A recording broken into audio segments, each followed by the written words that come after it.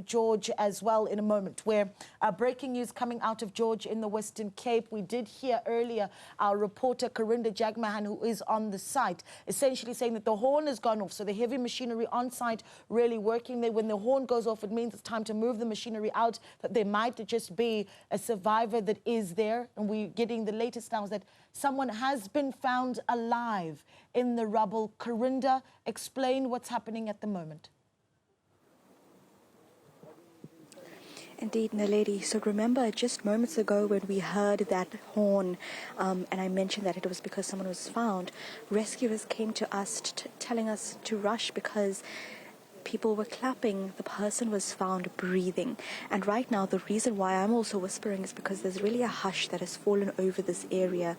And although we are quite away from where the person is found, we're trying to get you those visuals as close as we can. You can even see other rescuers are looking on. From what I can see right now is spades were brought in, a stretcher has been brought in, and rescuers are doing the train removal of rubble. So basically they're standing in a line quickly trying to remove the rubble by hand because they have to stop machinery. As you can see here, there's no machinery, and they have to start clawing through the rubble to get to this person. We heard that this person is alive and breathing from several rescuers on site that confirmed this is the case.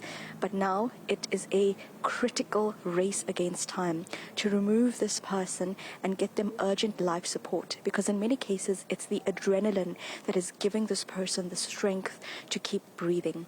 And once they are brought to surface to safety, it is now up to the medical treatment and critical life support to keep them breathing before that adrenaline, those chemicals through your body, stops essentially running through, and you go into a state of shock afterwards again. So it is critical moments right now, and that is why there's this hush over the area.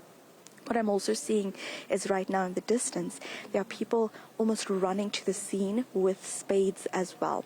So they're trying to also just get the person out or create a bigger hole around the person to get him the treatment, get him or her the treatment that he needs. So that is happening. And a lady, for the longest time, the officials have said this is still a rescue mission, it's still a rescue mission, and it is certainly still a rescue mission. They were hanging on to a glimmer of hope, and here it is, that glimmer of hope is here with someone breathing. I must tell you that everyone rushed here.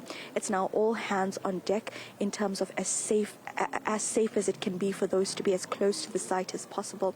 But everyone is watching over, holding on to the hope that this person stays alive, just keeps breathing, just continues to hang on to life at this point. Now what I can see is, I think it's a stretcher. It's one of the zones at the back of the construction site that has been cleared out for the past several days. You saw the drilling happening. So the person that is alive right now. All right, that line cutting as we speak to Karinda Jagmohan, our reporter on the scene in George, where on Monday that building collapse, of course, taking place as 81 workers were on site, 13 dead at this point, 40 we believe from this morning still stuck in the rubble, and now one person found alive after being under the rubble for 6 days. And of course the work continues then to stabilize that individual. We will be keeping a close eye on that story.